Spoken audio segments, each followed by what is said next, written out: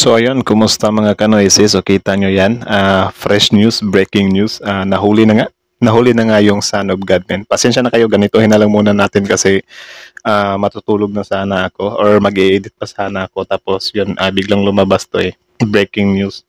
So ang video ito ay mula kay Algeria Vlog. So kalat na siya sa social media ngayon, ano, yung pagkakahuli nga ni Kibuloy.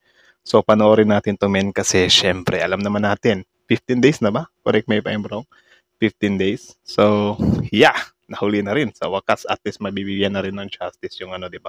Yung mga victims ni Kibuloy. So sa mga KOJC members diyan or sa mga kulto ni Kibuloy, pasensyahan na lang tayo. Wala eh, nahuli na eh. So yun na, bago natin simulan, Algeria Vlogs, credits to him. Tapos may-ari din talaga ng video, credits to him na rin. So yun, without further ado, bago natin simulan, huwag nyo na rin kalimutan suportahan yung YouTube channel natin, Pilipinas. So hindi na natin patatagalin pa. Simulan na natin. Baka agawin pa ni Kibuloy. So ang pamagat nito, guys, is breaking news. Nahuli na si Kibuloy ngayong gabi, linggo. So ngayon pa to ha, fresh pa to. So start.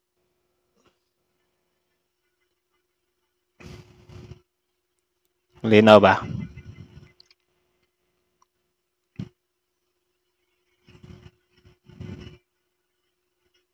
Medyo maliwanag din talaga yan. Yung next part na, yung sa umaga na.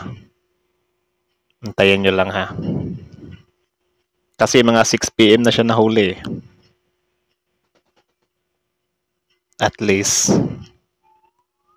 Yan. 'Di ba? Ang kulit, ano? Parang K-pop eh. Parang artista eh. Grabe yung kumpulan. Tapos yung mga KOGC members din pala, guys. Kung mapapansin nyo. Grabe yung mga boses nila. I think nag-iiyakan sila na nahuli yung puo nila. Yung pastor nila, no? Grabe yung lungkot nila. Hindi man lang nila inisip yung mga naging biktima ng tao.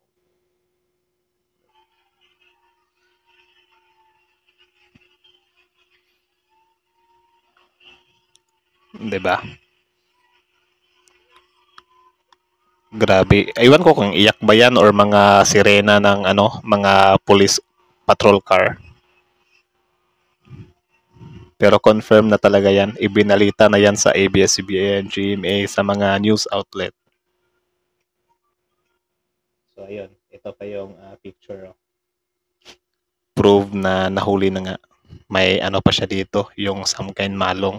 So nahuli siya ng otoridad is 6:20 PM September 8. So after 15 days nahuli rin. So eto na 'yon.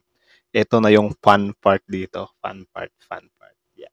Since nahuli na nga si Kibuloy na Koy-Koy, ito na. Madedebug ngayon dito si Senator Bato. 'Di ba? Bakit madedebug si Senator Bato? Ano yung mga sinabi niya? Patigilan na daw. Ano yun, guys? Nagkataon lang ba yun? Nagkataon lang ba yun na bigla silang nag-request na paalisin na yung mga pulis dyan?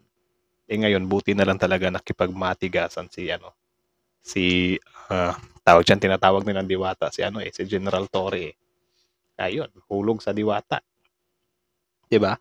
Buti na lang talaga hindi nagpatinag. Biruin mo, senador na mismo, guys, yung nagpaano kay General Torre pero hindi siya nakinig. Diba? Gusto nilang i-pull out yung ng mga kapulisan dyan. Tapos malaman-laman natin nandyan lang din pala talaga. Ito ay mga nababasa ko din naman sa comment section. May mga nagsasabi dito na baka nung time na si Senator Bato, baka lang to ha, wala itong baka lang, or parang lang ba, kutob lang ng taong bayan, na baka si Senator Bato kaya niya ni-request na i-pull out na muna yung mga kapulisan dyan. Kasi baka, ewan ko, naiinita na ba si Kibuloy sa pinagtataguan niya? Wala na ba siyang makain? Wala na ba siyang tubig? Hindi na ba siya makagalaw? 'Di ba? Kasi 15 days na rin eh. Or hala, nako. Baka 2 weeks lang yung baka 2 weeks lang yung supply ng pagkain niya, kaya napilitan na lang siyang lumabas. Anak ng... Or baka natakot siya doon kasi may narinig akong balita na puputulan daw ng kuryente at tubig. Baka na siya ba na, oh my goodness, Son of God, hindi na ako makakaligo nito. Baka yun yung ano niya. Hala. So yun, buti na lang talaga buti na lang talaga. Hindi naniwala si ano, hindi nagpatinag si una pang nakapagpa-picture yung attorney niya. Ito pa yung fun part dito guys. Lahat ng mga tumulong sa pagtago nito, lahat ng tumulong sa pagtago ni Kibuloy, for sure mananagot sila. Kasi parang ano sila ano ba? Accessories ba sila? 'Di ba accessories na guys kapag tinutugis ng isang tao tapos tinulungan mo siya na magtago. Accessories ba 'yun? Correct me if I'm wrong. Ewan ko, hindi naman talaga ako ano. Yun attorney niya. Natawa ko may nakita akong ano nakipagbardagulan to si Attorney Torion kay kay Noli de Castro. So ayan na, paano ba yan Senator Bato? Buti na lang talaga hindi nagpatinag sa'yo si General Torre. Paano na lang, 'di ba? Ginamit-gamitan nyo pa. Kasi kayo guys, do you think after a day or ilang araw na ba yung nakalipas bago nung nag-request si Bato ng kasi parang kanina pa nga natin in-upload yung video na parang nag-call pa si Senator Bato kay President Marcos na Mr. President, ibalik mo yung mga buhay ng mga taong ito. So ayan, dahil hindi kayo pinagbigyan ni General Torre, in the end, nahuli na si Kibuloy. Ngayon, di ba? Balik na sa normal yung buhay ng mga estudyante at yung mga miyembro dyan sa KOJC. Ang tanong, babalik ba talaga? Yung mga miyembro nyo dyan, hindi ba talaga yan magrarally na naman doon? May ano na naman kayo na free Kibuloy. Justice for Kibuloy, mga ganon-ganon. Huwag kami. Alam na parang alibay lang siguro or excuse lang ninyo. So yun lang naman, ang talaga ng taong bayan dito coincidence lang ba yun?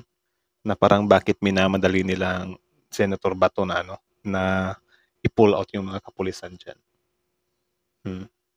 Or ba, totoo yung mga sabi-sabi ng mga tao na baka naubusan na ng pagkain or baka natakot na putulan ng kuryente at tubig. I-verify nyo rin ako guys kung totoo ba yung balita na kuryente at tubig kasi narinig ko lang din Hindi ba? So paano ngayon yan? Wala na. Okay lang naman si Kibuloy Tadan! Malinaw pa sa klaro. At least na lang. Grabe. Grabe yun. So paano yan? Paano to ipapaliwanag ni Senator Bato? For sure siya yung pag-iinitan. Kasi nung video natin guys na hindi pa to nakita si Pastor Kibuloy, wala na, sobrang dami ng tao na nagagalit sa kanya. Kasi yun, lantaran yung pagiging bias niya. 'Di ba? Lantaran yung pagiging bias niya. Sinusuportahan niya to Lantaran. Ginagamit-gamit niya pa yung mga tao, mga estudyante para lang ma-pull out. 'Di ba? Yun nga yung comment natin dati doon na hindi pwede yung i-pull out mo yung mga kapulisan diyan kasi nandiyan na sila Baka kung i-pull out mo yan, baka yan pa ang maging mitya na makatakas si Kibuloy. Do you think if ever inano talaga si General Torre doon? 'Di ba? If ever pumayag talaga si General Torre kasi yun nga parang napagalitan siya ng mga senador if ever lang. So munod siya sa utos ng senador. So may possibilities na makatakas talaga si Kibuloy. Makalipat siya ng ibang kuta. Kasi yung na-trap na siya doon 'Di ba? So ngayon magpaliwanag. So I know for sure si Senator Bato yung pag-iinitan ng karamihan dito. Kasi yun naman talaga yung nakikita ko sa mga comment section. Senator Bato talaga dahil nga doon sa hakbang niya nung nakaraan na patungkol doon sa ipapo-pull out niya. Kasi daw kawawa na yung mga tao. So yun, kayo na lang bahalang humusga. So again, hanggang dito na lang muna. Algeria Vlog, then credits din sa may-ari talaga ng video na to. And then Kibuloy, yo, son of God. Welcome to jail. So Filipino is out. Like, comment, share, subscribe.